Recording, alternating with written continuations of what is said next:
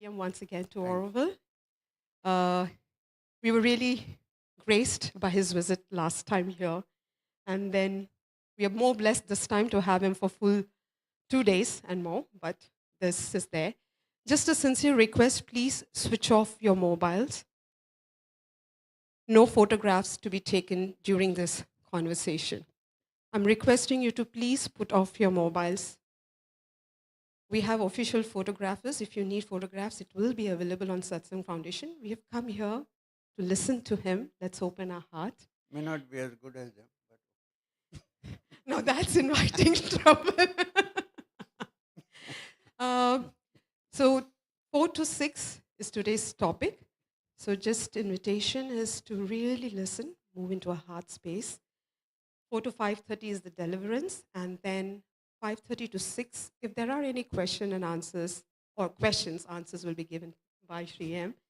5:30 to 6 is the dialogue, and at 6, my sincere request is everyone please continue to remain seated. There are very specific instructions to be given about tomorrow's event. You wouldn't want to miss that for life. So invitation is let him move and stay back for the instruction. thank Over to you. thank you.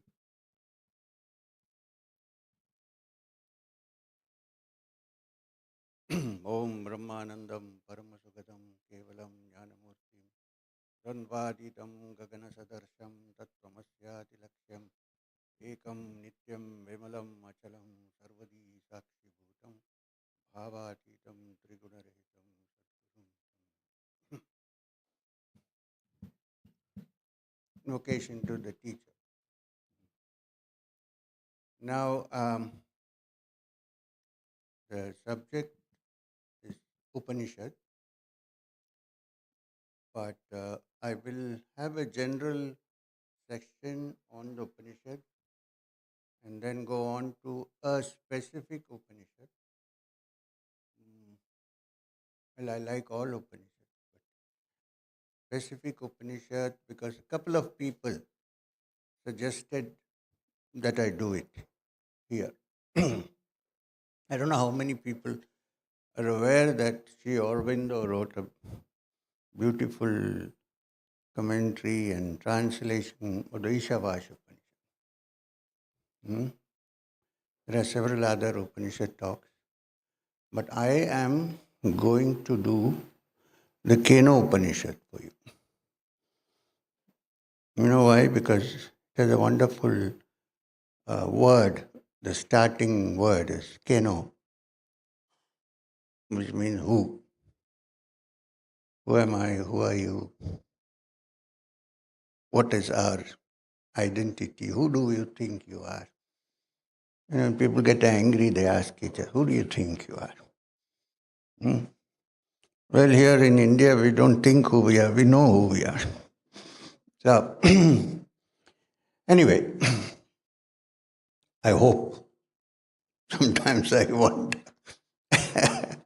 Anyway, so before that, I'm going to talk about what an Upanishad is. First of all, let me tell you that the Upanishad is the essence of the teachings of the Vedas. And therefore, it's one of the most ancient teachings that we have got. We have inherited in this world. Why do I say world and not country? Because even though it came from India and was taught in the ancient Indian language, it deals with the whole universe.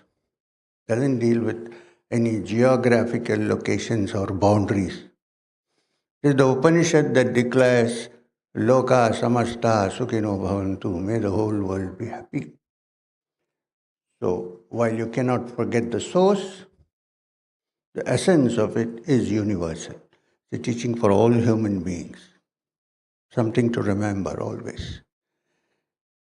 So,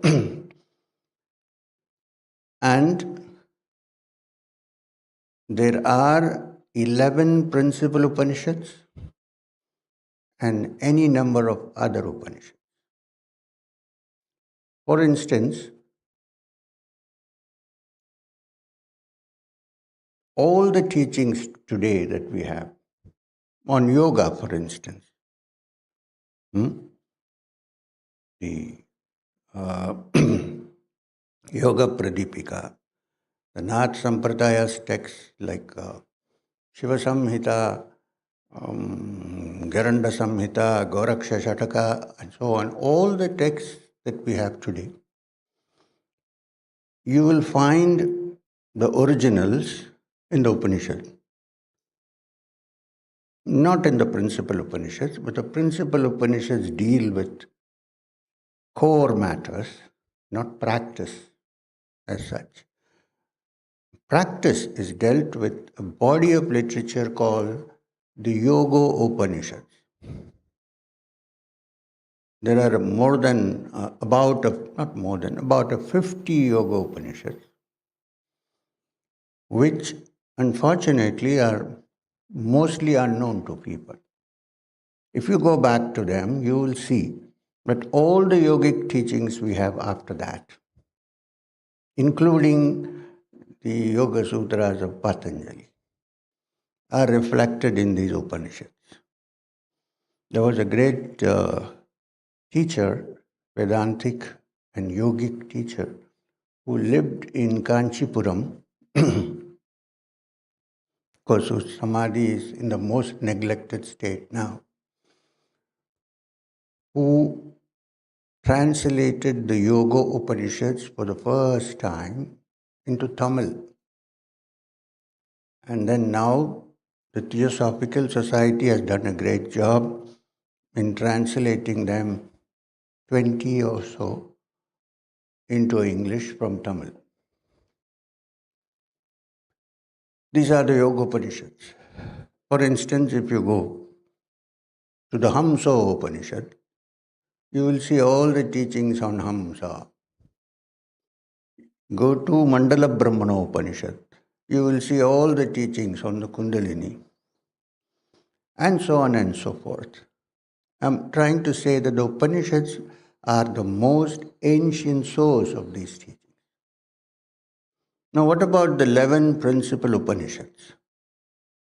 The 11 principal Upanishads deal with the actual essence and core of the teaching, not the practice. You'll wonder why this comes first. Because it is dangerous to practice without knowing where you're going and what's your blueprint. Because then when you go into unexplored territories, you wouldn't know where you are and what you're doing. And then you'll email me.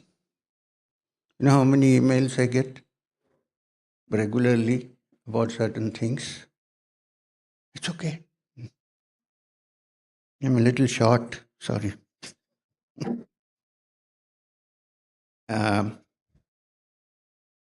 Thank you. Good gesture. So, what did I say? This is Upanishad. So please,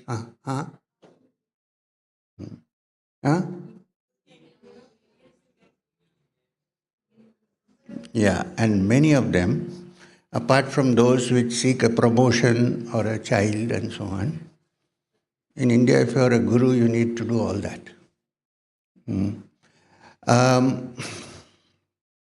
Thereabout, I started practicing something. Now something is happening to me. I don't know what is happening to me. Can you help me?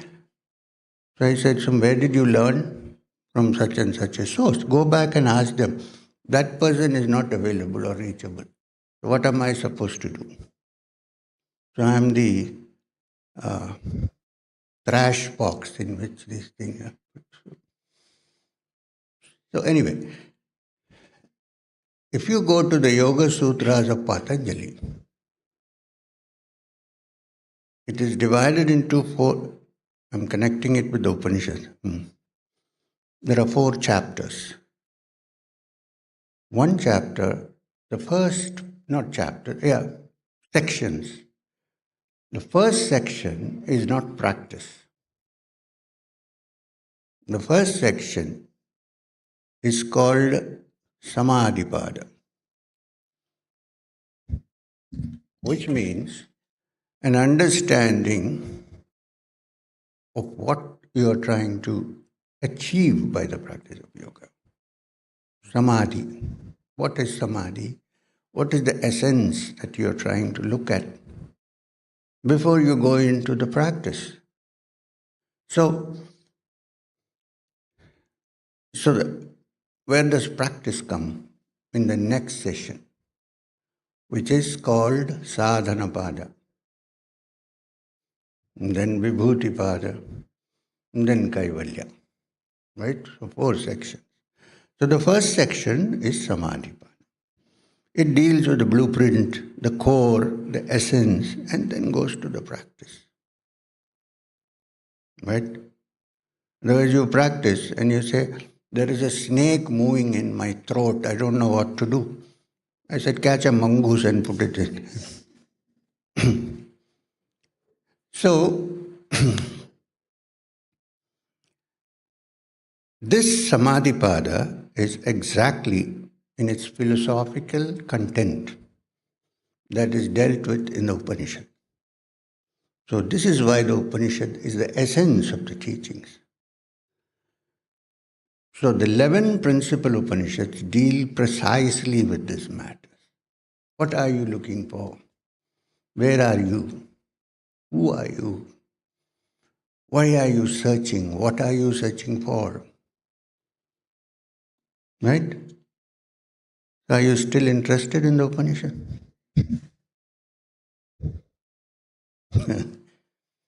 Anyway, now I brought this book because I'm likely to, Upanishad is the ultimate breaking down of all support.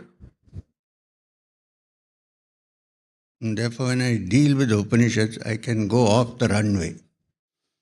So this can keep me centered. But I think, okay, here you're talking to somebody who wants to listen. So now here is the prayer of the Upanishad. This is meant for this particular Upanishad. Every Upanishad has an invocation. The invocation for the Kenu Upanishad goes like this. Did I bring my glasses? Yogis also need reading glasses. Huh?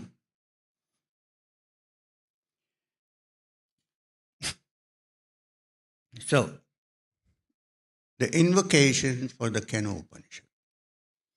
Apayantu mamangani vak pranas chakshutshotram mato balam indriyani cha sarvani. First sentence, first sloka. May my limbs grow vigorous. Apayantu mamangani vak chakshutshotram atho balam. May my speech, my breath, my eye and my ear gain strength. Indrayani cha sarvani, also my indriyas, my senses. So if somebody thinks the Upanishad is only for those who have given up their senses, sorry, indriyas also should be strong. But directed in proper use. Right? Because Upanishad is not meant only for sannyasin. Please remember. All the rishis you come across in the Upanishads and the Vedas, none of them are sannyasins. Pick one for me. Go and research and find out. Not that they were living luxuriously, simple people. So, may my limbs grow vigorous, may my speech be good, may my breath become strong, may my eyes be sharp, also my strength and all my senses. Ears are the sense organs, right? If you can't hear sharp, what will you listen to what is being said? and so on. If my speech is not good, how will I teach you? Okay. The second invocation is Sarvam Brahmopanishadam Maham Brahma Nirakaryam Ma Brahma Nirakarut Anirakaranam me astu Anirakaranam me astu, which means all is the Brahman of the Upanishads. I mean, there is nothing that is not the Brahman of the Upanishads. Good, bad, small, short, tall, long,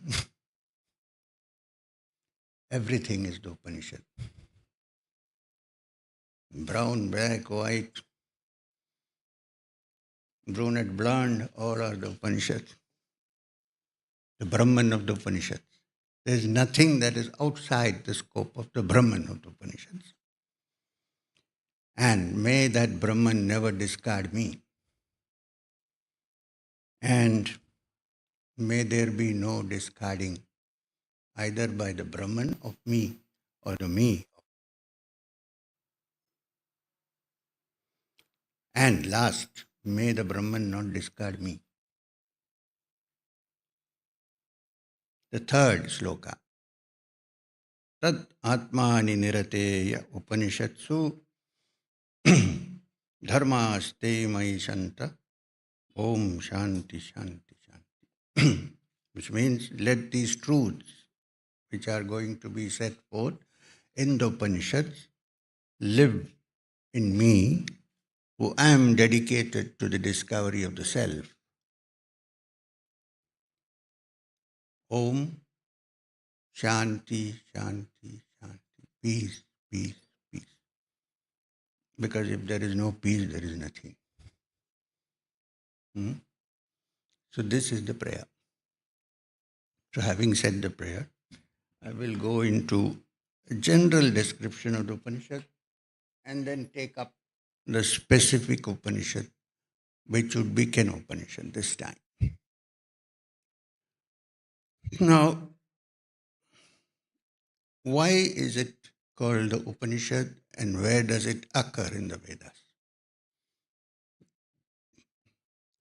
Every Veda, at one time they say that the Vedas were scattered.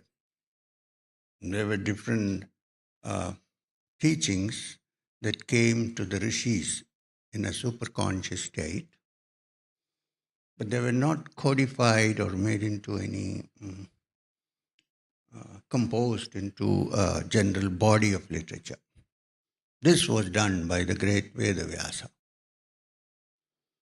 which is why he's called Vedavyasa, because the word Vyasa in Sanskrit means a compiler. So the one who compiled the Vedas is Vedavyasa.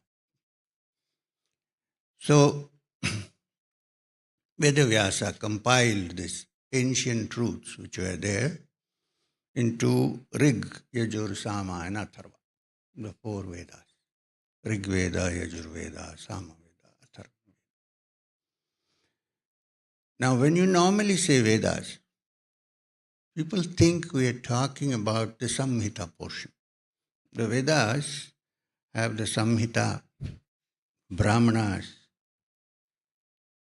Aranyakas, which of course are part of the Upanishadic literature.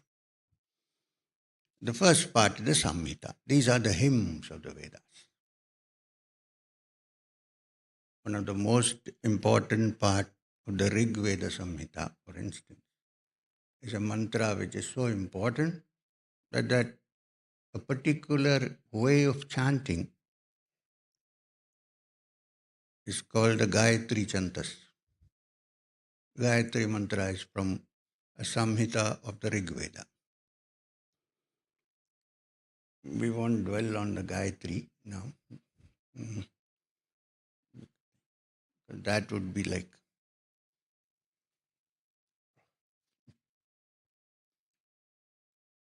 are you telepathic? So, what did I say?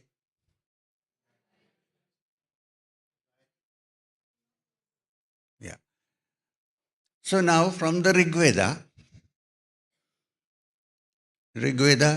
Samaveda, Atharvana Veda, Rigveda, Yajurveda, Samaveda, and Atharvana. Now each has a Samhita and a Brahmana portion.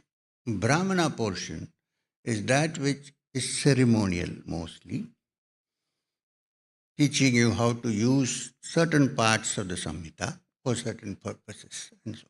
And daily practice and so on is the Brahmanas, the ceremonial portion. And then come the Aranyaka. The Aranyakas are those parts of the Vedas which were studied in the Aranya. Aranya means a forest. A forest need not mean like a wildlife forest where tigers are walking around. It means a place where there are big trees and nice streams of water and lovely mountains. This would qualify as a vana, also as a aranyaka. So that portion which was studied intimately between the teacher and the disciple, from the gems picked up from the Samhita and the Brahmana portions, were called Aranyakas. And many of the Upanishads are part of the Aranyaka section. So this is the Upanishad. And since they occur at the end of the Vedas, they are called Vedanta. Anta in Sanskrit means the end, last part. So the Upanishads are called Vedanta because they occur at the end of the Vedas, of the Samhitas. So this is generally what the Upanishads are. And what does it mean, the word Upanishad? We have 3 syllables there. This is something about Sanskrit. Every noun is made up of a verb, some verb or the other. And you know the verb is a word of action. So what does Upanishad? Upa. The word upa means close, to sit close to each other, to come close to each other. Not just physically close. You can be a little away, it doesn't matter. But that the mind of the teacher and the taught come together to understand this truth, because I won't say it is tough, but it is so fine that one has to put one pointed attention on it and needs a lot of energy which shouldn't be wasted.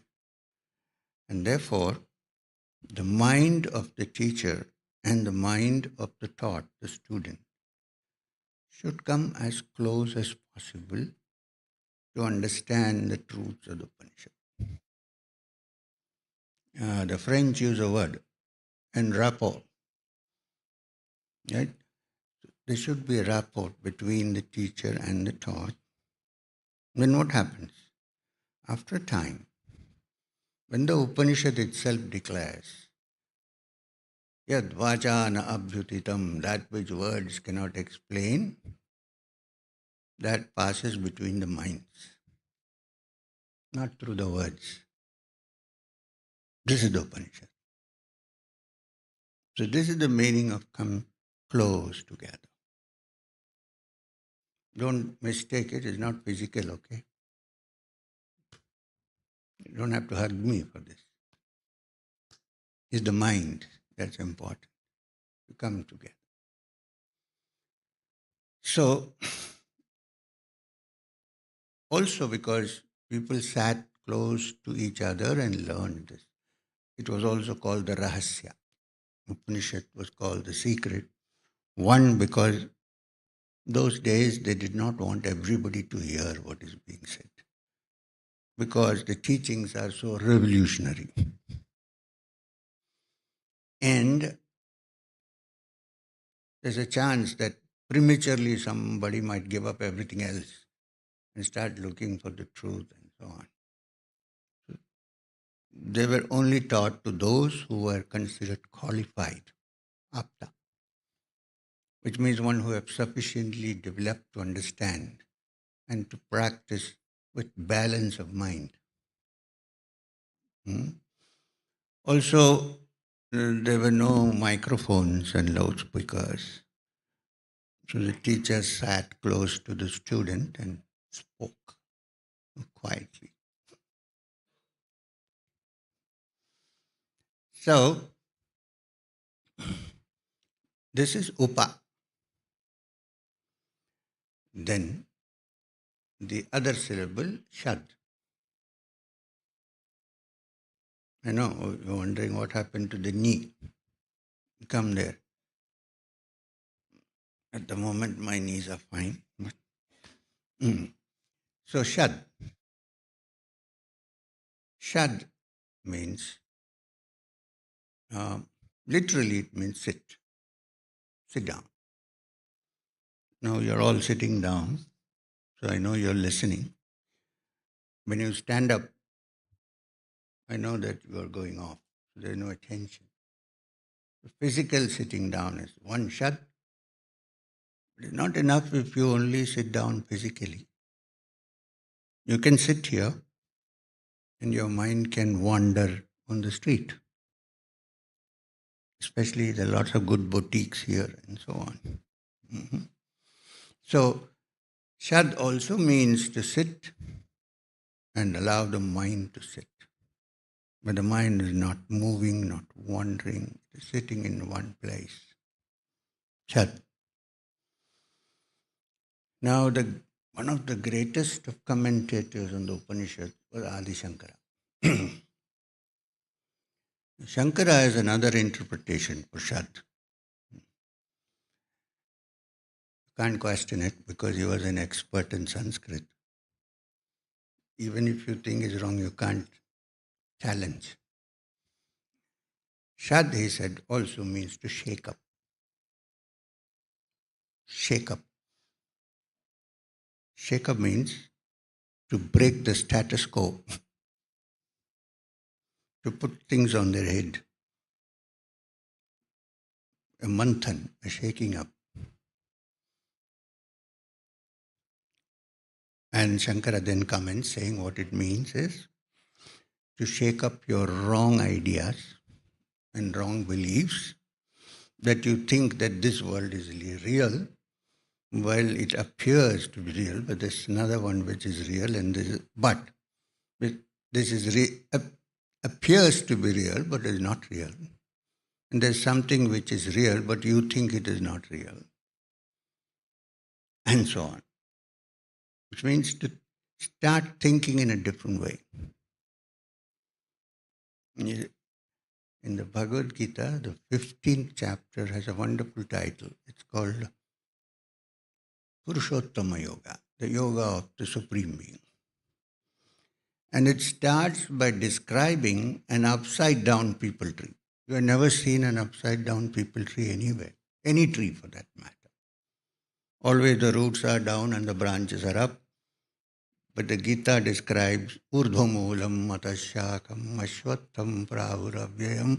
There is a people tree, Ashwatha tree, whose roots are up above and branches down below. The whole world and the Vedas and everything are the leaves and the branches. The root up above. Now this is a shaking up of one's thought process. One sees only the leaves and the branches. One doesn't see the roots that come from above. It's actually putting your logic in an upside down manner. Because without that, you cannot break the linear thought process.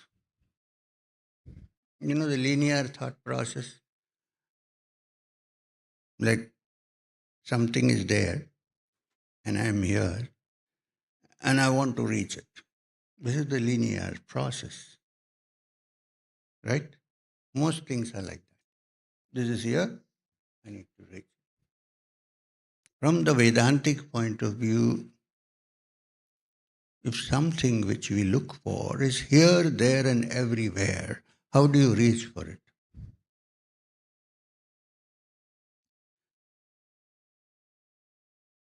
Maybe it exists when all reaching stops, all grasping stops,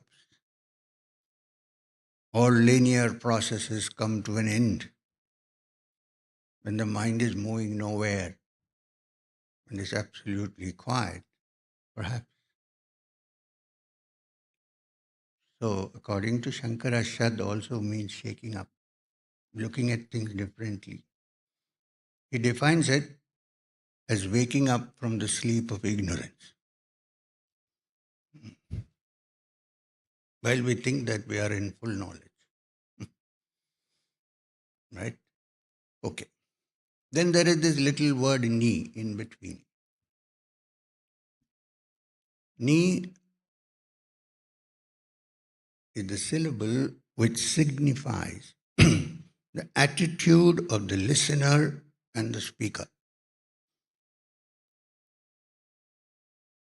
Ni is from the word down. Well, in Hindi you can understand niche, down.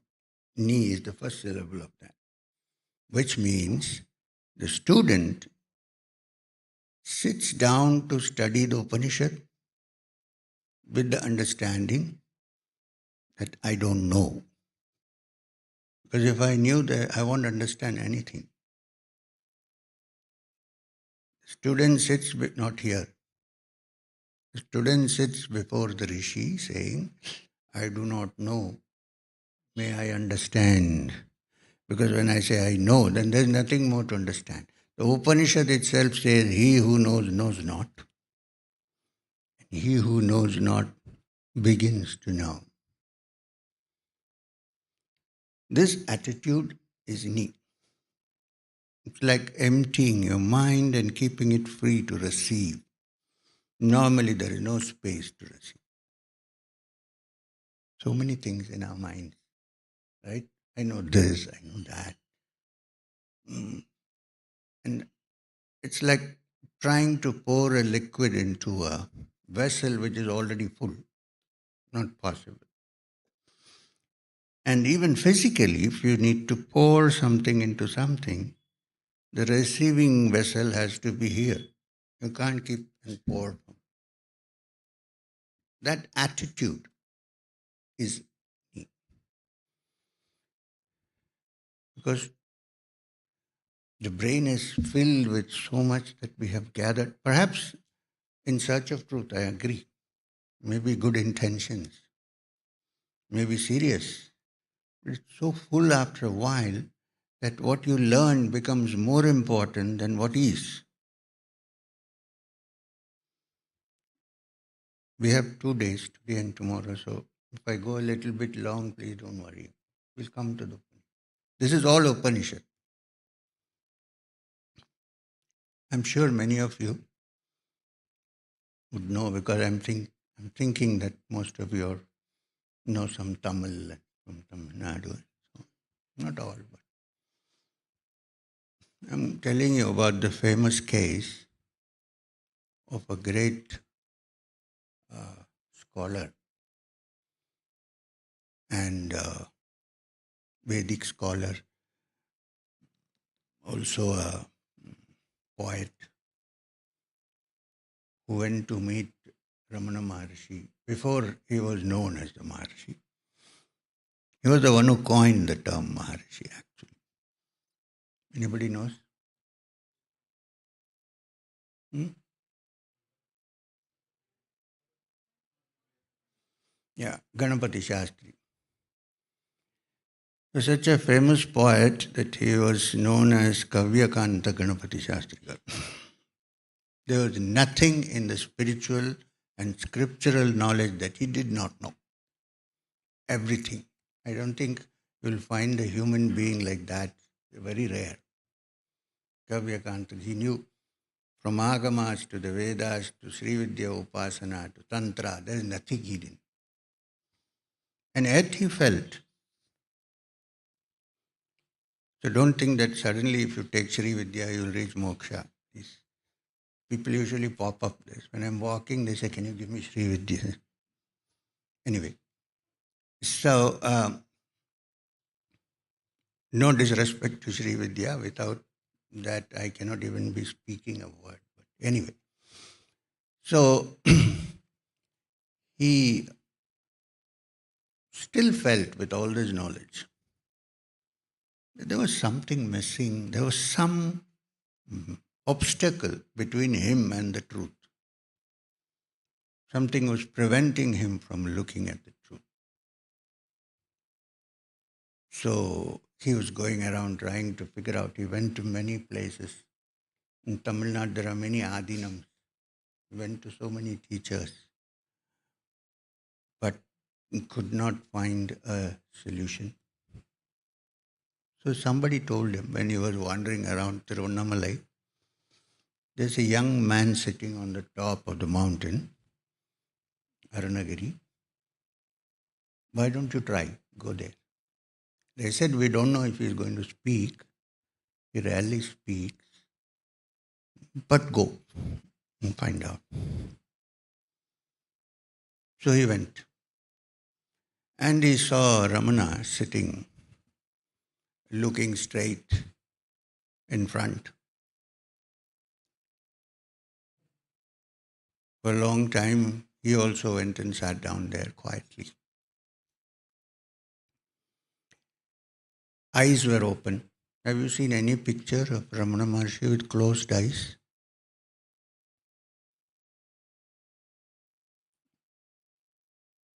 Because the inside and the outside was the same. No need to close. So he saw him sitting there with his eyes open, but his eyes were not focused on him. They were just like that. So he waited. That you must say, that patiently he waited for an hour. And then the eyes shifted and landed on him. He was waiting, and then, Maharishi did not speak much. I think he thought it was futile. I think we are all doing this. There's no use. Anyway, so he just put up his hand and did like this, which is a gesture in India meaning what? Enna? What? So Ganapati Shastrigal was waiting for the coup. He started off. Took him more than 10 minutes apparently to explain all the things that he was doing. I've done this, I've done that, I did this, I read that, I'm Sri Vidya, this, that. By 10 minutes he was exhausted, of course. He finished everything. And then he said, now what? What am I supposed to do? Maharshi made a comment which is so interesting. In Tamil, he said to him, because the talk was in Tamil, கொஞ்ச நேரம் சும்மா இருக்க முடியுமா? He said, can you shut up for a few minutes? Can you stop talking for some time? Because that talk was what was troubling him actually. That I have done this, I have done that. Said, be free of that. As soon as he heard it, but please understand that here was a sadhak who had done everything and come to that juncture when he just needed a knock, which is why it's called Shruti. Because when the proper person hears it, Shruti is not something to be read and then memorized and discussed. That is Smriti. Shruti is directly said and heard. Shrotrasya. It is heard. Here was a man who was fully prepared. The moment he heard it, it clicked. And he said, I got it. And then he was the one who came down and spread the word that there is a Maharshi sitting up there. Why you guys are wasting your time? Go there. And then poor Ramana Maharshi was surrounded.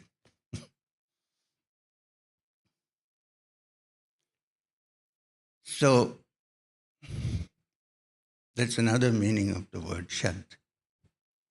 That's why I was going into this story. Hmm?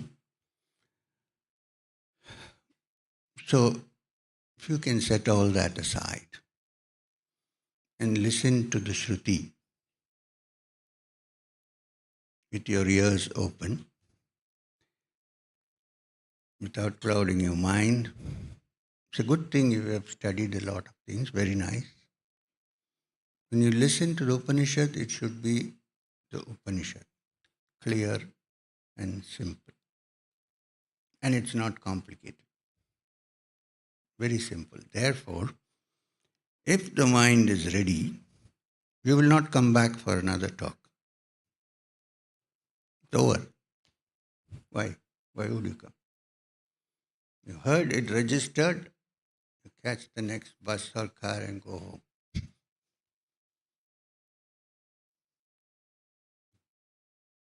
So this is the Upanishad. Now, I thought of dealing with the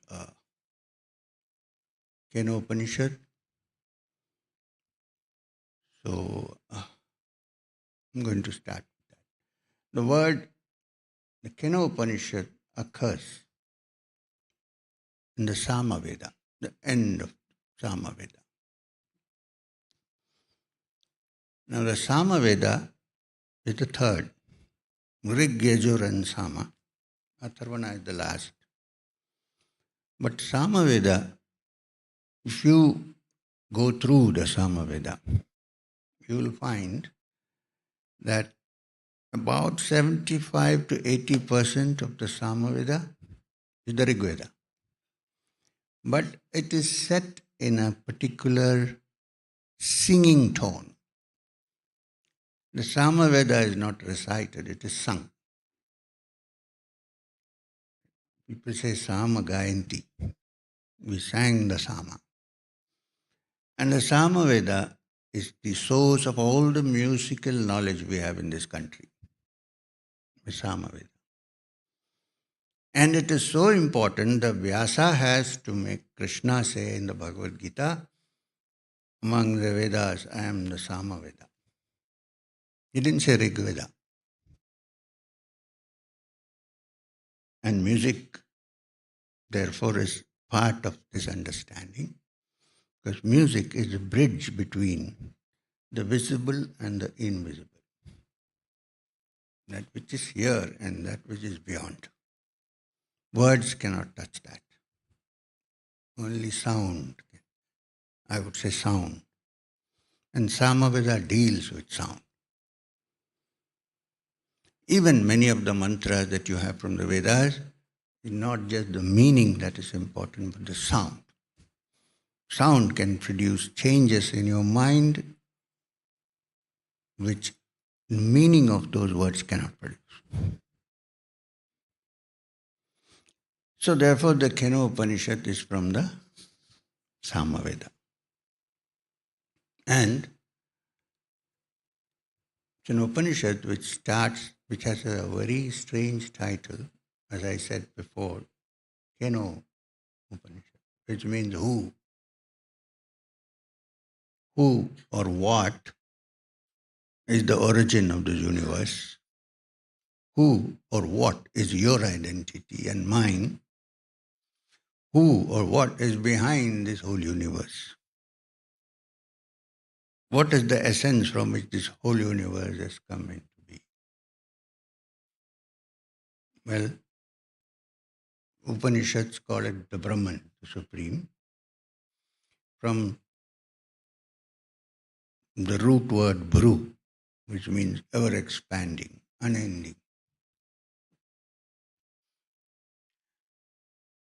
So the Upanishad starts with Keneshitam patati prasitam manaha jana prana prathama praiti yuktaha Keneshitam vacham imam vadanti chakshutshotram ka udeva yunakti. This is the first.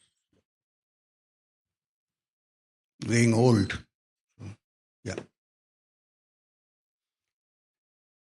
Keneshitam patati prashitam manaha kena prana prathama prayati yuktaha keneshitam vacham imam vadanti chakshutshotram gaudevo yunakti.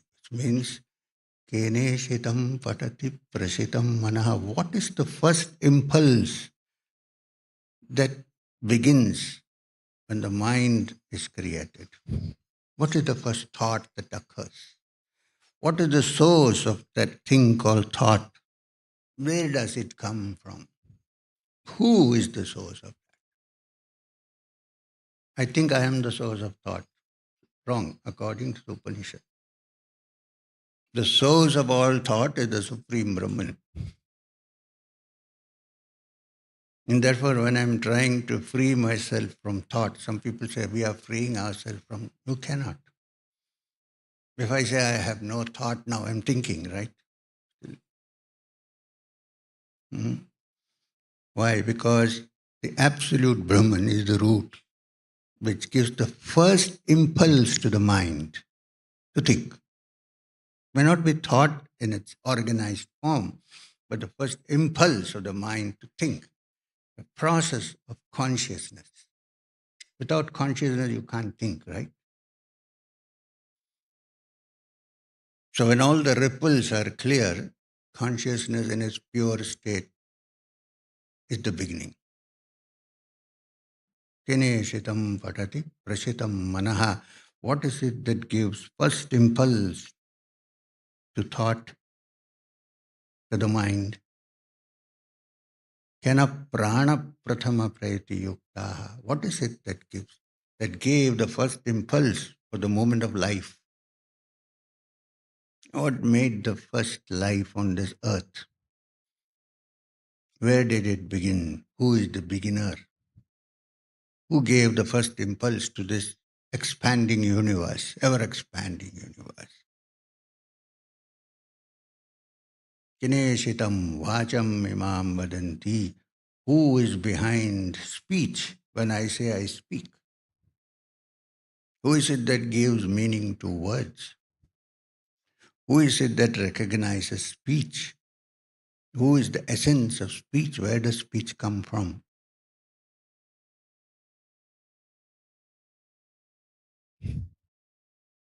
Chakshu Otram Kaudeva Yunakti.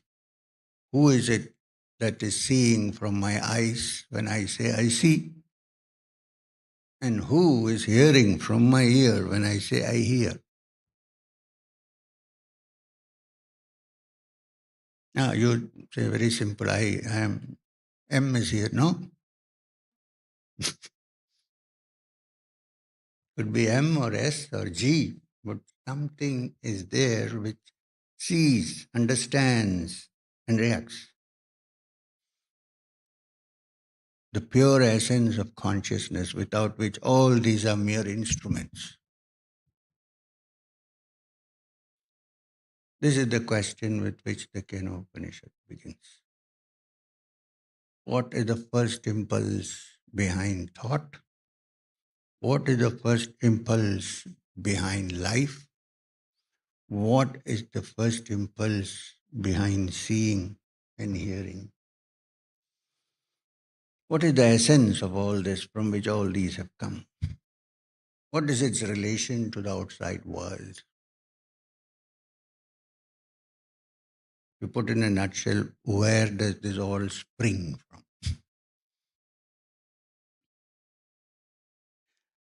And the second sloka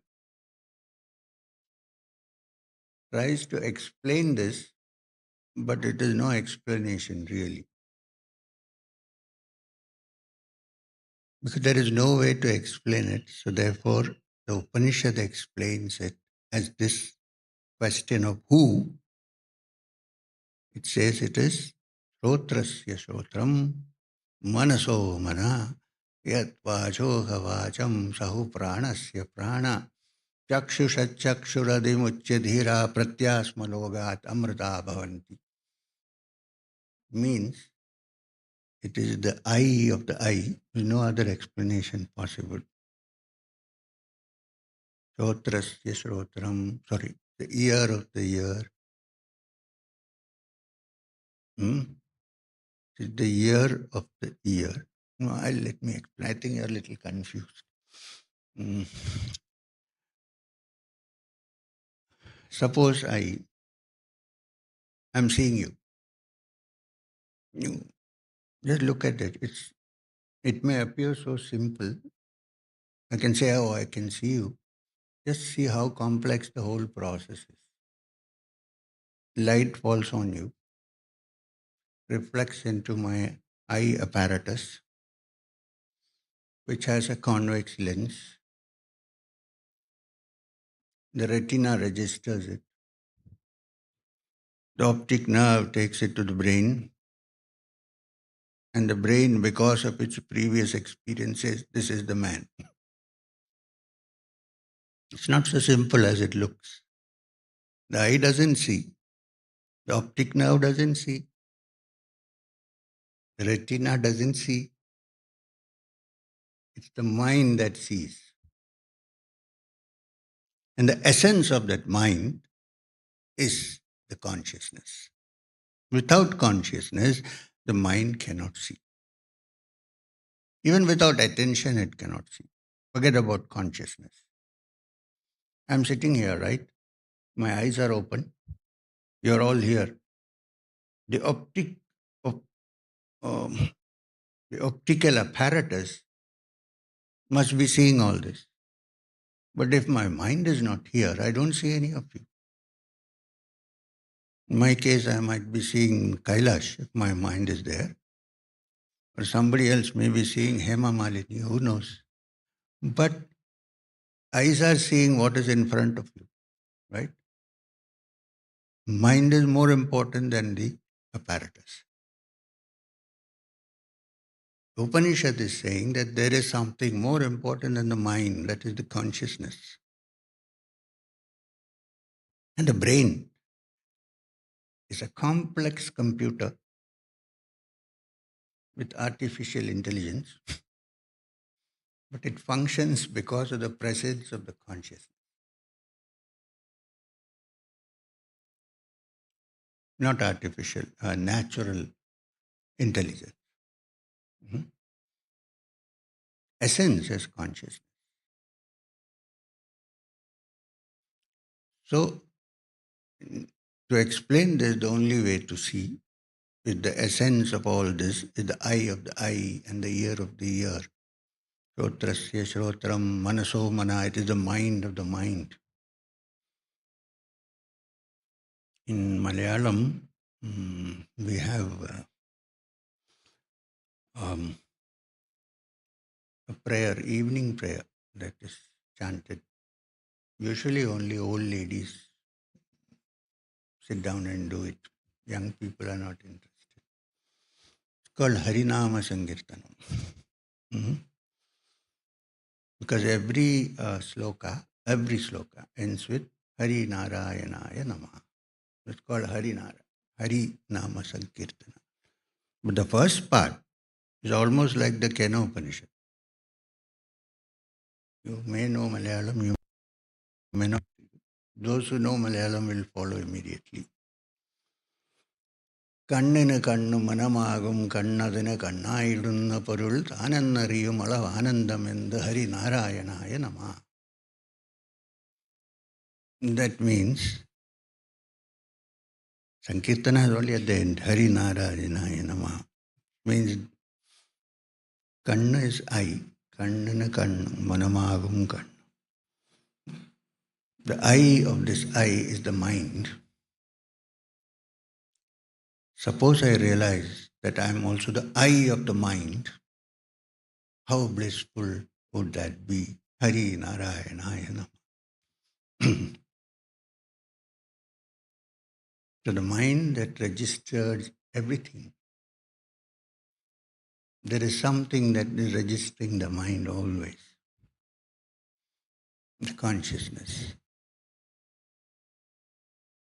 This is defined in the Upanishad as Shrotrasya Shrotram Manaso Mana, mind of the mind, Yad Vacho Havacham, speech of the speech, Rahu Pranasya Prana, which is the beginning of all life, Chakshusha Chakshur, the eye of the eye, Adimuchya Dhira, in ancient times, the brave men. They're not said wise men, the brave men, because it needs courage to walk out of the weather-beaten track. Adimuchya Dhira, the courageous ones, Pratyasma Logat Amrita Bhavanti, left this world to reach immortality. Amrita means immortal. You can make Amrita and taste it, it's very nice. But Amrita in Sanskrit means no death. Amrita. So Upanishad says that which is the essence of all being, which is the eye of the eye and the ear of the ear and so on and so forth, mind of the mind. In ancient times, the great ones, the brave ones, you have to be brave, right? Without being courageous, you cannot break down your normal thought process. In ancient times, they did, and they reached the deathless state when they realized that the essence of their being was none other than the Supreme Brahman.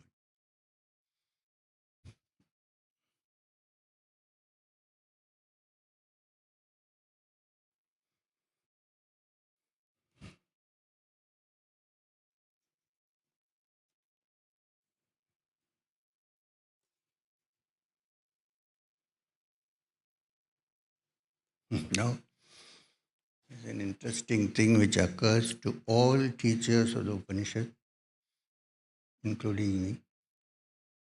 This is the third sloka of the Kena Upanishad.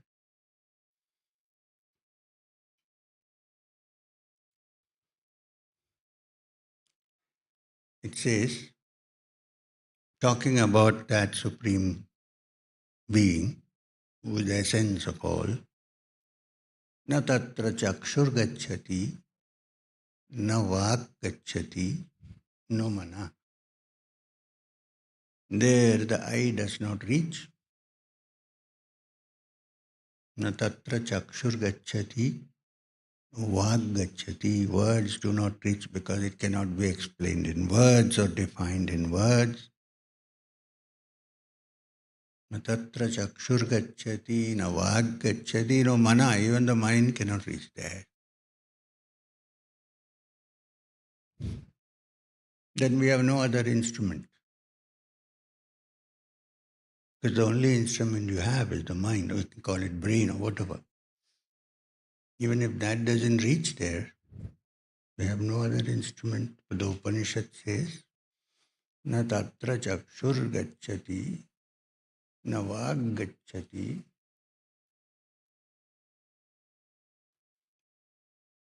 no mana.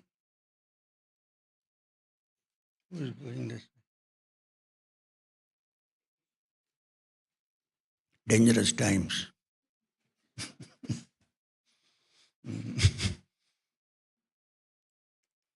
I have to get ready with my kalari then. So, na tatra chakshur gacchati, na vak gacchati, no mana. There,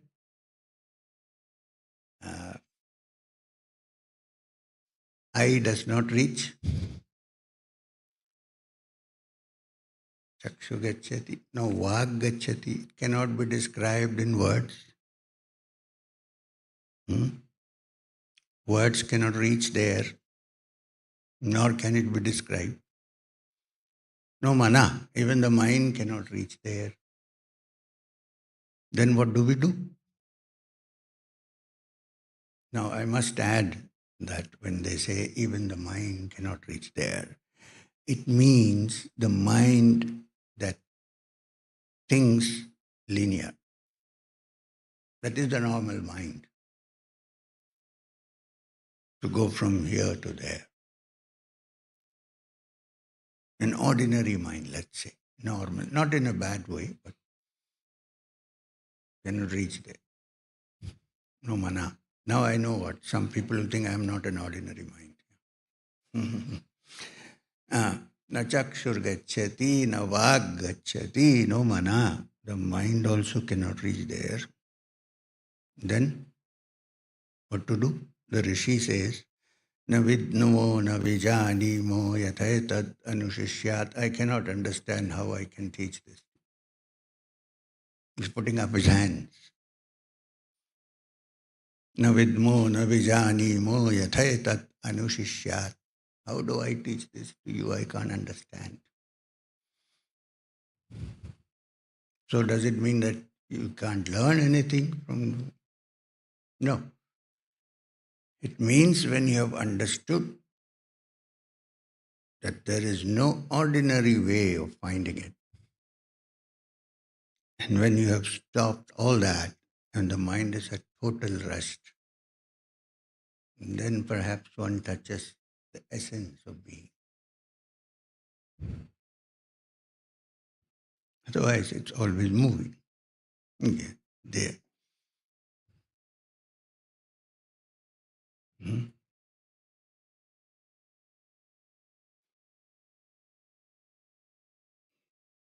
So we are actually wasting time, right? Na vidmo na vijani mo yatai. Oh, this is another Upanishad.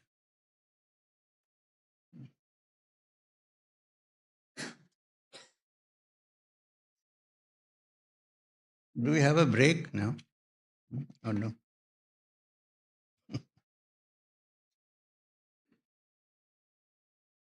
I thought there was no. It's okay. No problem.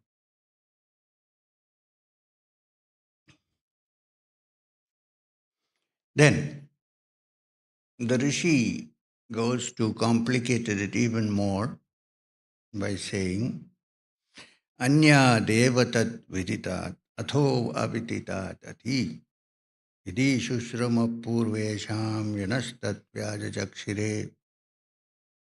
We have heard from the ancients who have explained it to us. Doesn't want to put a, what do you call that? When you write an article, you sign your name, byline. Huh? No. Byline.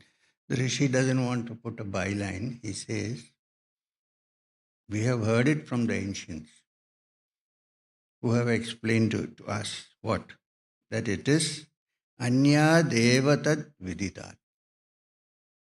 It is indeed other than which is known. That means you cannot know it. When you know it, there are two entities, right? One entity is trying to know something else. There's only one entity. Where is the question of knowing? So, the Rishi says, Anya Devatat Viditat. It is indeed other than that which is known. And yet, Atho Avititad Adi, but it is not which cannot be known.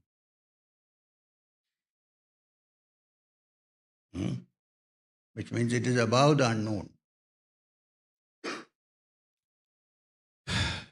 It looks like it cannot be known. And therefore the Rishi says, don't give up. Even though it is other than the known, it is above the unknown. Which means don't say now, okay, the Upanishad says the supreme truth, the Brahman, cannot be known. So, okay, fine, thank you very much. It is above that which is unknown. Which means, yes, maybe it is known, but it is not known with any usual process that we know of. There is no process by which it can be known, other than understanding that there is no process. All processes are a preparation. Yeah, you need to prepare. Once you prepare, you need to break it. Like you have clay, which is formless. Suppose you want to make a picture out of, an image out of that. What do? You can hand fashion it. You want it more perfect, you can put it in a mold. It's already there. And close both sides.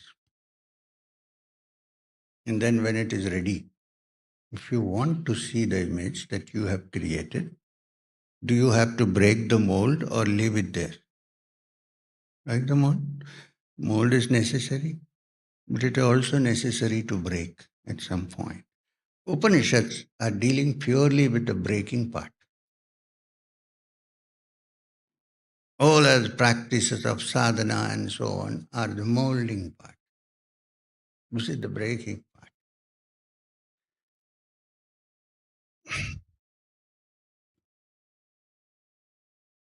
Now, um,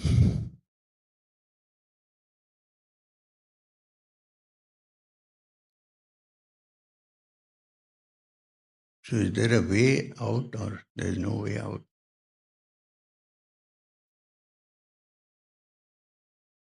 I personally think no amount of reading or studying, practicing is of much help. Perhaps if you think that somebody has grasped it, then perhaps if your minds are in rapport with that, you might grasp it, probably. Otherwise, you can theoretically understand this much and leave it at that.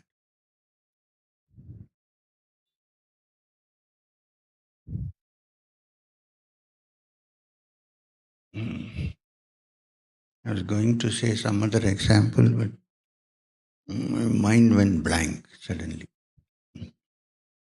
This is the danger. Don't read the Upanishad. Mm.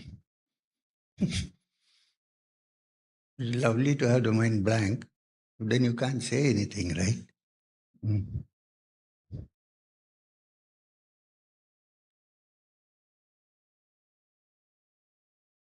So, shall we proceed?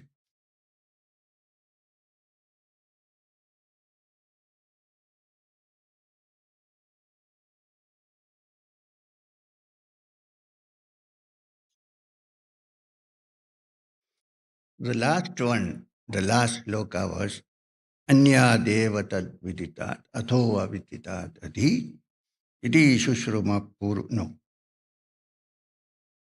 Yeah. Iti shushruma purvesham yunastat vyada chakshire. This was the last loka we did, right? Right or wrong? Hmm. It is indeed other than that which is known. I forgot to explain. It also means that which is known through your five senses. It is other than the things that you know through your five senses. This is something which is beyond the five senses.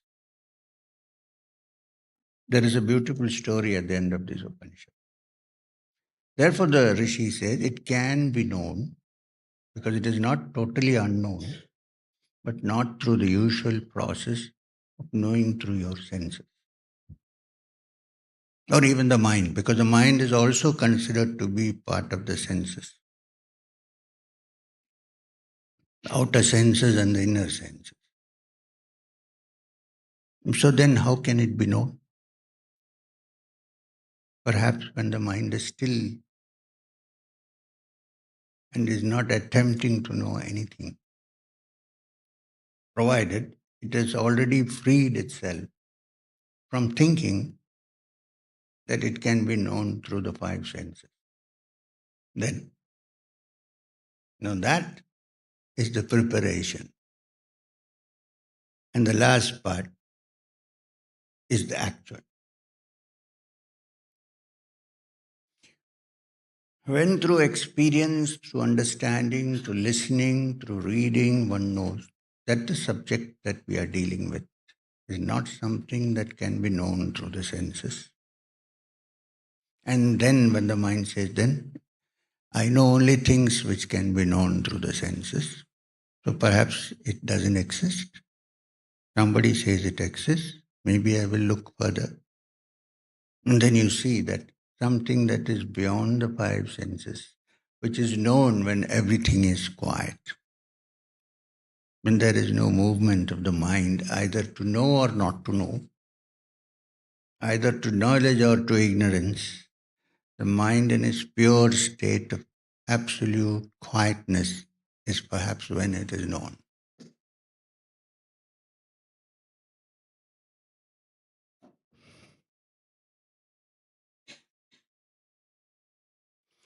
Now the next sloka is a very controversial sloka, and yeah, it's quite a revolutionary sloka. One would wonder that it came 2000 years ago. It's a conservative estimate. Some say 1500, 2000. And this is the fifth sloka of the Keno. Yat vacha na abhyutitam, yana vak abhyutyate, tadeva brahmatvam vidvi nedam yad idam upasate.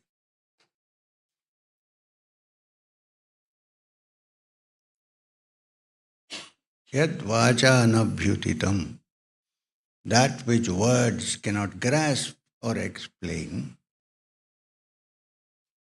or that which words cannot reach,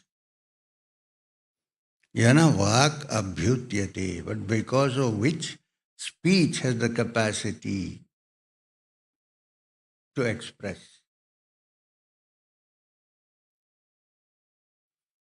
That which speech cannot reach, words cannot reach, which cannot be defined by our words, because our words are built up in the scope of the three-dimensional world. All speech. It can speculate on the fourth dimension, but most of it is built up of the three-dimensional world. Such a speech cannot reach it. Yat vachana abhyutitam. And it cannot be described through words. If it cannot, it is because of it that the capacity to describe exists in us.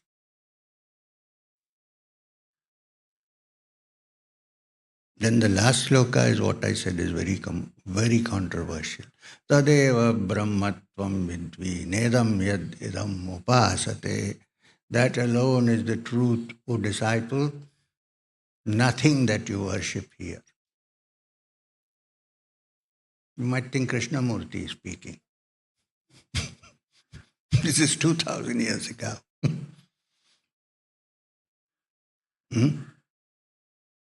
Tadeva brahmatvam vidvi nedam yad idam upasate. I'm not saying this is Shruti. Understand, O disciple, that alone is the truth, nothing that you worship here. Now, it should not be interpreted as nothing that you worship here means you're doing some kind of worship. It means, you know what human beings worship usually?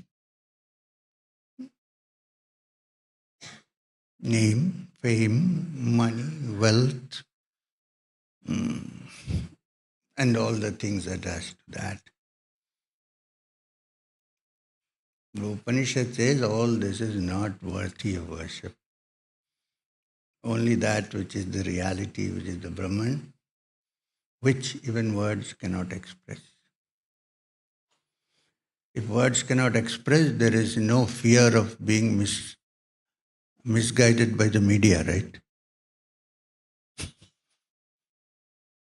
Hmm? You know why many people know me? Because of the YouTube, the digital media. So the Upanishad says it can't be found through the digital media. Out. No words can express it.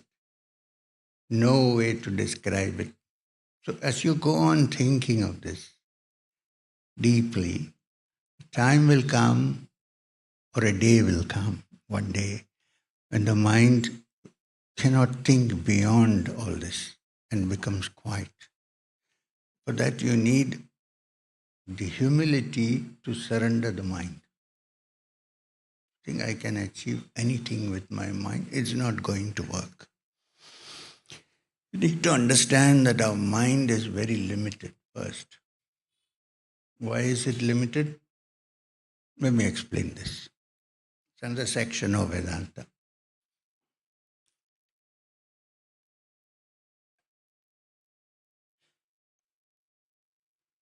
How does my mind recognize an object or anything else?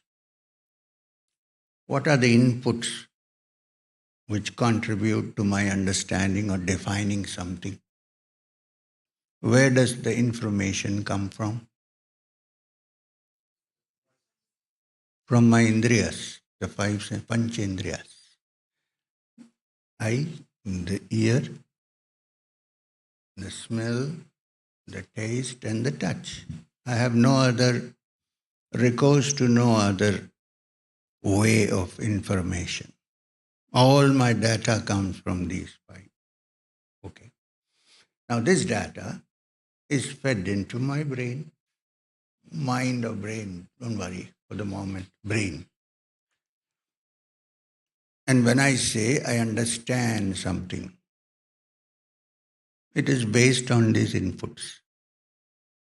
And what I can then conceptualize or theorize or expand from these inputs. Right? There's no other way. Do you think there's another indriya?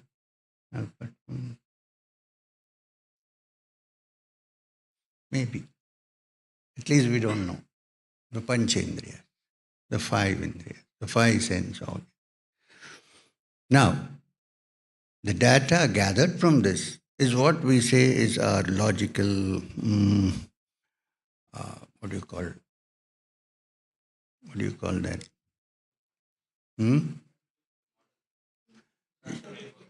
My blueprint, my rational blueprint, all my rational blueprint is manufactured from the inputs from what I get from my five senses. Now, how reliable are these? How reliable are these? Or how accurate are these inputs? The data that comes in. It looks fine, but it may not be so. The mind also works in between. Even physically. Let's say the eye. One of the most important indriyas is the eye, chakshu. Many of us live in this world by the eye. Somebody likes this color, somebody likes that color. I want to buy a car, I think, what color can I buy? Before you think of other things. So, you know how long people take to buy clothes when they go to a shop? They want the perfect color, the perfect shape comes late.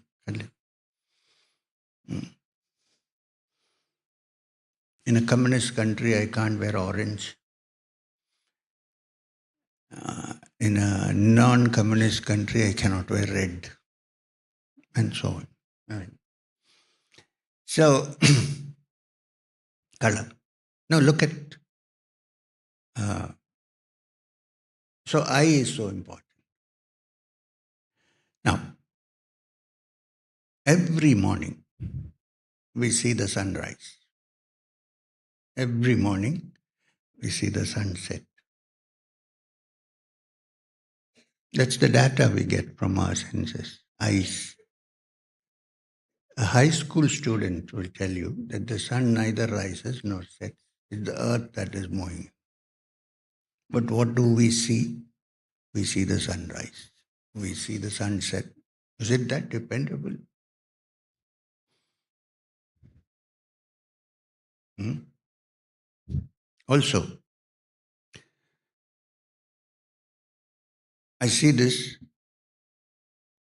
shaped like a half a globe. Yeah, no, full globe and something here. This is the shape of the microphone. I don't know if you've thought about it. Why do I see it in this shape? Because I'm born, like you all, with a particular kind of convex lens in my eye. My optical instrument is a convex lens of a certain power and capacity.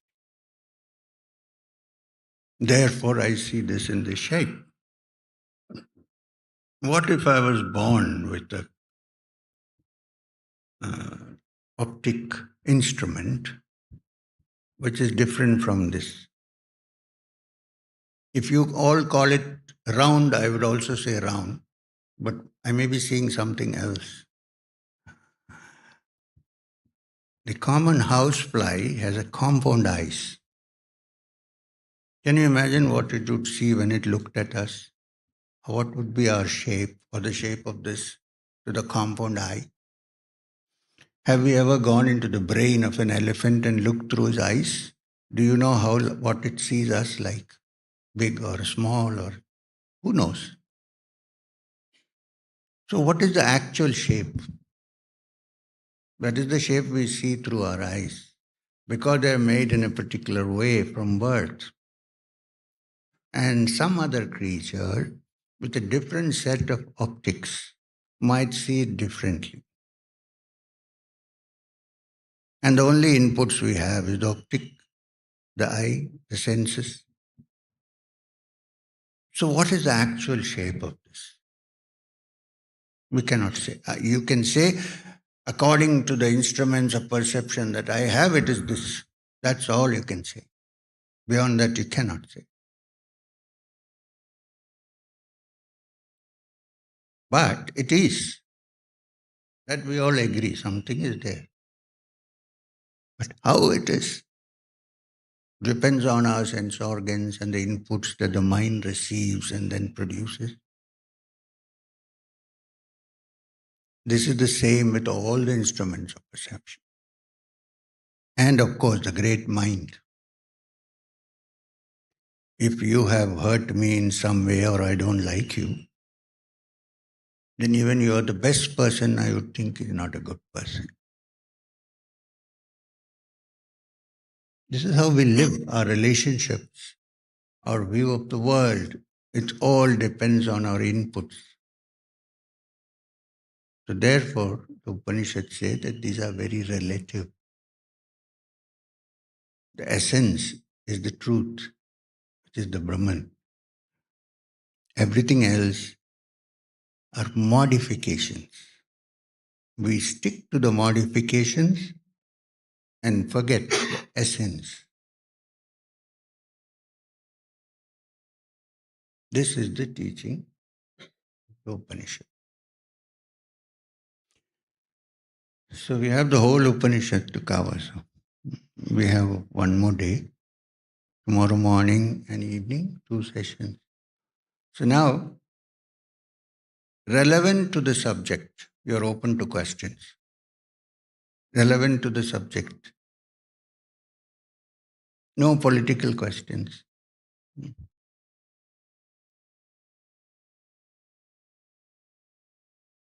I can't. I have to hear you. Can you? I'm glad you're smiling and laughing. So, when you started the invocation, there was this reference to the Brahman not discarding the self and the self not discarding the Brahman. But the first part of that says that all is Brahman, and that seems contradictory. They're not contradictory. I don't understand it. It's only when the body, the mind, and the senses are powerful that you can understand the teachings perfectly. Not with imperfect senses. Your hearing must be clear. Otherwise, can you hear the Shruti? No. Your eyes must be good. Otherwise, can you see me talking? No. So, your mind must be sharp. Otherwise, can you grasp what is being said? So, the Upanishad is not saying that you should discard all this. It is saying that the next step after you understand this, that these are limited. That's what, for instance, one of the most important slokas, it's a good question. One of the most important mantras of the Rig Veda is Gayatri. Occurs in the, I think, 126 mandala, probably. Vishwamitra is the Rishi. Now, what does Gayatri? Every day you're supposed to chant the Gayatri. Don't ask ultra-Orthodox people. They'll say you can't chant the Gayatri. You're a woman. I think you can. Anyway, the mantra is Om Bhur Bhuvas Swa. I will not explain the Gayatri. It's an entire 2-day workshop. What is the last sloka of the Gayatri? What is the last part of the mantra? Like, Dhyo Yona Prachodayat. You know the Gayatri? Yes. Dhyo Yon. Where did you study? I studied in Uti, Lawrence. Uti. Uti. Okay. I didn't know they teach Gayatri in Uti. No, I learned that at home. So, Dhiyo Yona Prachodayat. What does it mean? May my intelligence, not intellect, may my intelligence be stimulated. Dhiyo Yona Prachodayat. May it become illumined. May my intelligence become sharp. May it be stimulated. So, is the Upanishad trying to say don't be intelligent or put your brain into cold storage? No. When one becomes truly intelligent, then one realizes the limitations of one's intellect. Not before that. Which is why the Upanishad starts with the prayer, the invocation, may my limbs be. If my limbs are not strong, how many years do we live on this earth? Very little compared to this whole span of the universe. Very few years. Let me be strong so that I attain moksha before I die. I need my good body, right? So also may all my indriyas be strong and active so that I understand what is going on in this world. And when I understand it, I know how limited it is and I step beyond. Now, you said, may I not discard the Brahman. May Brahman not discard me. It's a prayer, an invocation saying, let me not be caught up in the ignorance of discarding Brahman because I cannot define it. And the prayer is, Brahman, please do not discard me. I might commit a mistake, but please. Got it? So keep your limbs strong. Apayantu mamangani vak chakshutchotram miti balam cha indriyani.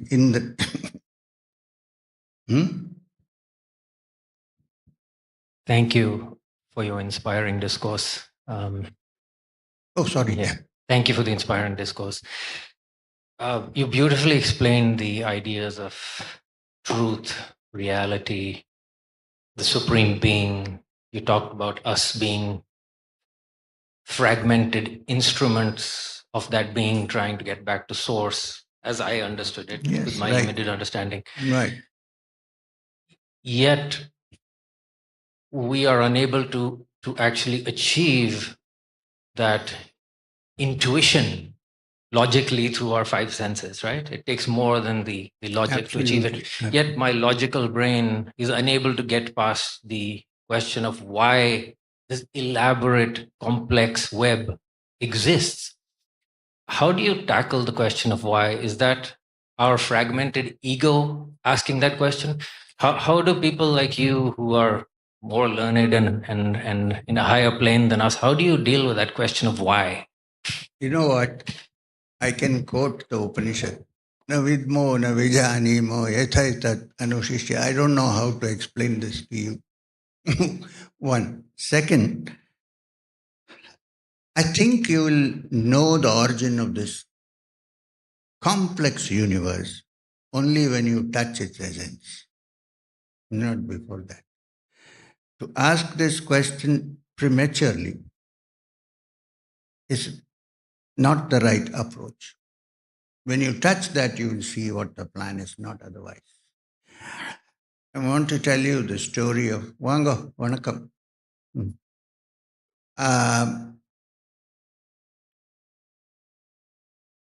Of a story Buddha was very fond of, about a person who goes into the mango grove to eat mangoes, to pluck mangoes, not knowing that the owner of the mango grove is hanging around somewhere. He gets very upset. Somebody is stealing mangoes those days. He fires an arrow, shoots an arrow, sorry. Arrow is stuck here. Guy's fallen down. There's pain.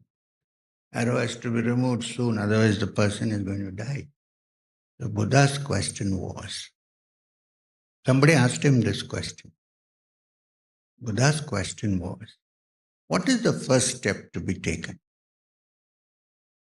To pull out the arrow and find out how to get rid of that pain first, or lie down there with the arrow and wonder who has sent the arrow, where did it come from, what is the source of the arrow. By then one is dead. It can even be poisoned. First step is to move out of the pain and the conditioning that one is in. When one does that, the picture is very clear of why this whole thing has happened in a complex way. Then you'll be in my position. You won't know how to explain it to somebody. I'm telling you. Well, you can give many explanations, but it won't work. Question is legitimate. Just hold on. Thank you for the talk. My question is in this direction. Could we get not new senses? What's the Upanishad speaks about to get new senses? So we are limited of over, or living we in an evolutionary world? Say that again, last part. That we live in a world which is developing every time new things, also biologically. Yeah. Right, good question. I said five senses. The Upanishad also describes only five senses, right? The eye, the ear.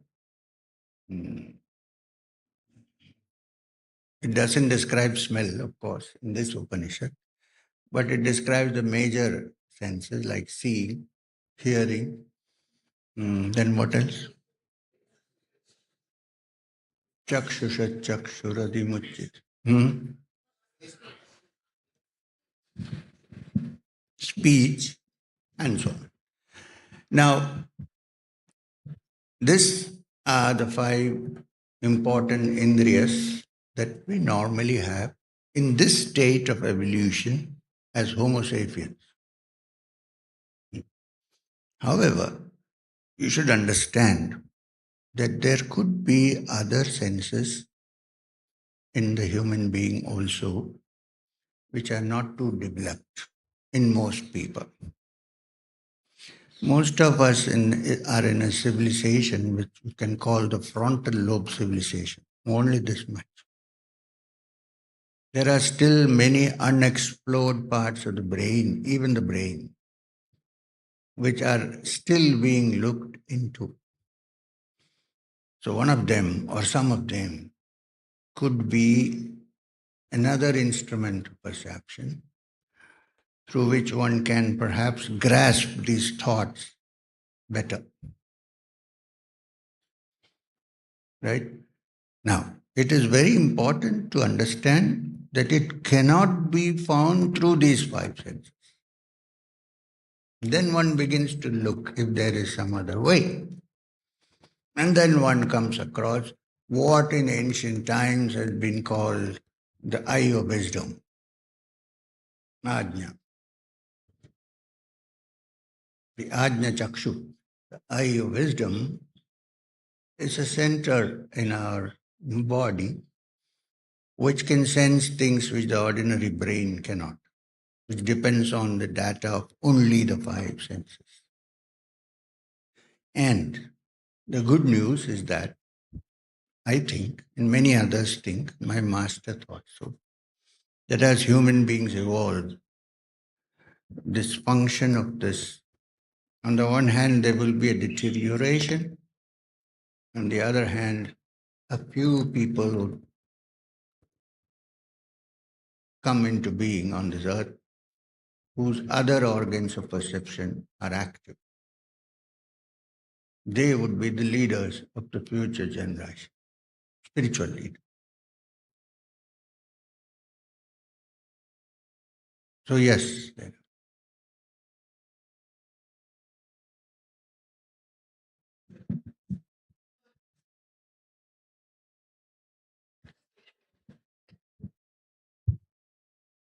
Hello, sir. So you mentioned about how in previous times this knowledge was more secretive because was more this knowledge was secretive for a reason, and the prematureness of the I was the what? the prematureness of the ego, the prematureness of the I was focused upon. And I only wonder now that the knowledge is accessible through the technology that, like the technological age that we're living in, and how there is the accessibility to the knowledge and the interpretations and the meaning we all can make of it. The only question that comes to me is how can one stay, like, how can one be not engulfed in the I, not be engulfed in the I, like, not let the I take over, but also be kind enough to let the I mature, if that makes sense. I or I? No, I, the self. Yeah. Let the ego mature. But then again, it puts me in a doubt with the subtleties of the mind and the intelligence and how it can be a falsehood, and how can one really understand with the humility of when to say that one is not ready or when one is ready. Now that's a many-sided question. I'm just wondering where to start. There's no question of cutting off the eye prematurely, as you said. That is not going to work anyway. Because the eye, me, tries to rebel when there is a cut, doesn't like to be annihilated. So it should come only gradually. This is one of the reasons why it was kept a secret, not told to all and sundry.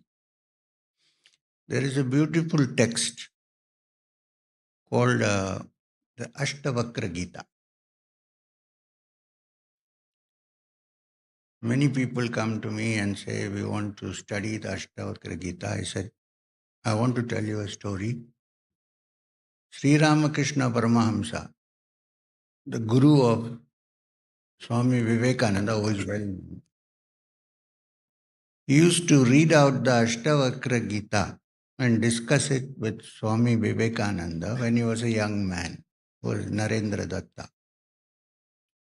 The moment he saw some other people coming to the corridor, he would put it under the pillow and say, Hari, Hari, Hari, Hari. Why did he do that? Because they are not ready for the Ashtavakra Gita. It's like people say, I want to read the Yoga Vasishta. I said, read everything else and then read the Yoga Vasishta. So there is a time and a situation and a level of maturity to study matters. So while I am teaching the Upanishad, I am giving you a hint that ultimately this is what it is.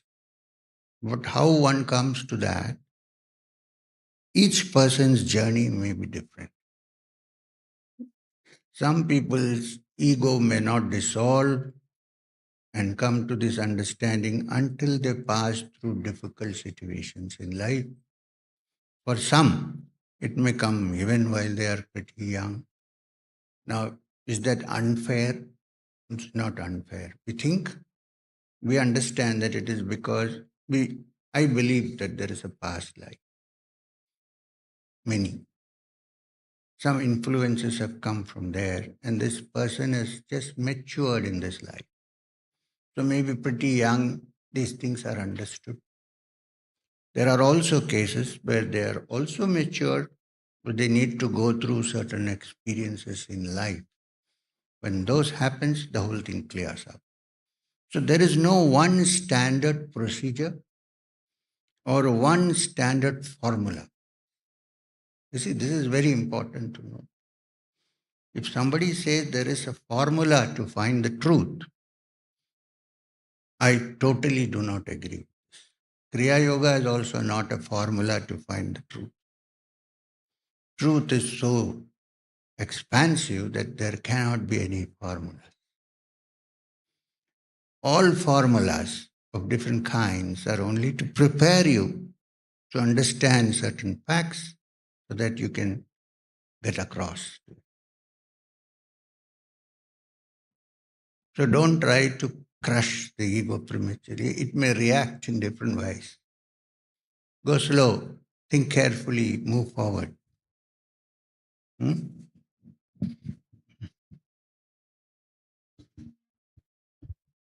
Sagar Pranam Guruji.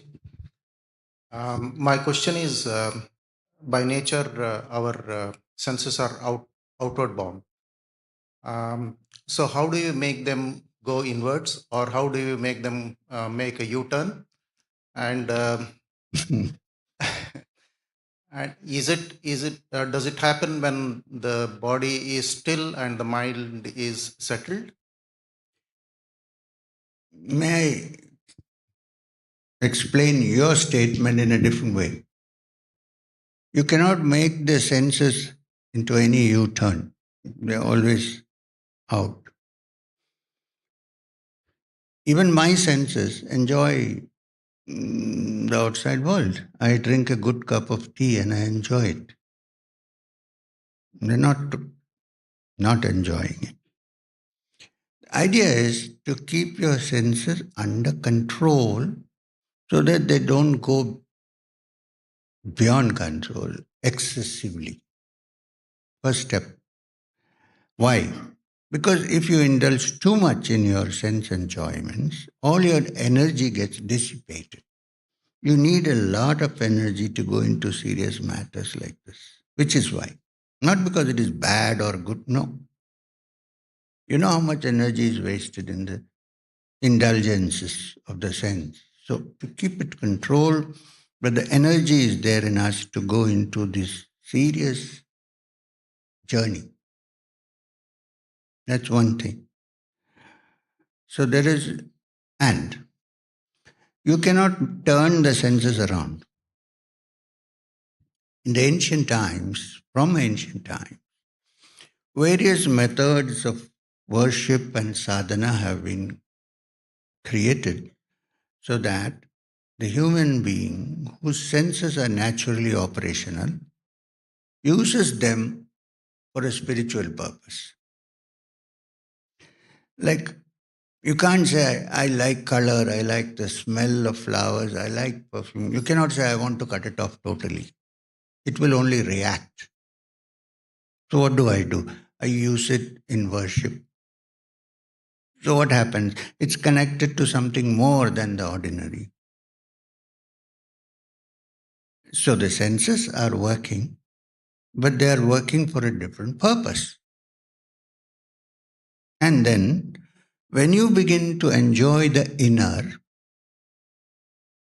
then slowly the senses discovering that this is better than this. Yes, that's how it is. You cannot force them, force your senses to stop completely. This is what happens. People, in olden days, life was divided into 4 sections. There was brahmacharya, grahastha ashrama, vanaprastha, and then sannyasa.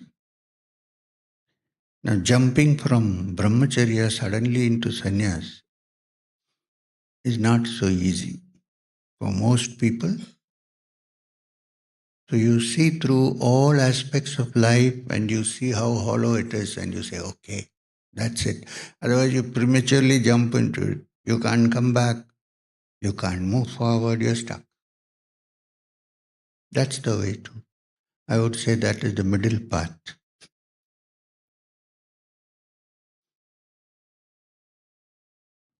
Pranams, Guruji. Last question. Regarding what we've been talking today, is the way or the direction the cessation of mental processes, emotions, and while being alive and being there, is that the way? Say that again. Say that again. Is the direction the way that the cessation of mental processes, emotional processes, while being alive, is that the direction? I did not say anything about the cessation of all mental processes. What I was trying to convey, that if you are seriously searching for the beyond, then all these things must happen. If it is merely a hobby, you don't have to do it. Or if you say, I want to do many things, but along with that, then there is no need to do all that. You're truly serious about it, then yes. But even the thought that the mind should become quiet and all mental processes should stop, even the thought itself is not so easy. More so the implementation. So it is better because the mind can react very fast and then soon you will find that you are left apart. Because you can't handle this empty vacuum. Best thing, therefore, is to divert the mind into something that takes you into the spiritual journey. Instead of thinking of stopping all mental processes altogether, which is not going to work, honestly. So try to divert your mind to spiritual practice by which you give attention either to your breath or to a chanting of a mantra or something like that, till you become comfortable with the stopping of all processes. Otherwise, you're in a vacuum. You don't like vacuum. The mind doesn't like a vacuum, just like nature doesn't like a vacuum. I'm saying this out of all seriousness. You start there. Then think of stopping all afterwards. This is a theoretical understanding of what it is.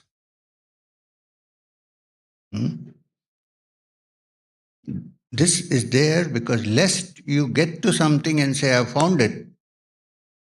And if it is not setting according to this, then you have not found it. That is why the Upanishads are there. Thank you. Now, we meet tomorrow. We have 2 long sessions, morning. How many hours in the morning? 10:30 to 12 and evening? And then 4 to 4 6. to 6. We may not complete the Kena Upanishad. We also have a morning 6:30 Unity walk. So I'll let you. So I'm just requesting to everyone, please stay seated. Can we everyone just close your eyes and let's just chant Om 3 times. Please close your eyes. Take a deep breath in. I really want you to close your eyes. He's there. His presence is there. And as you let out your breath, just relax.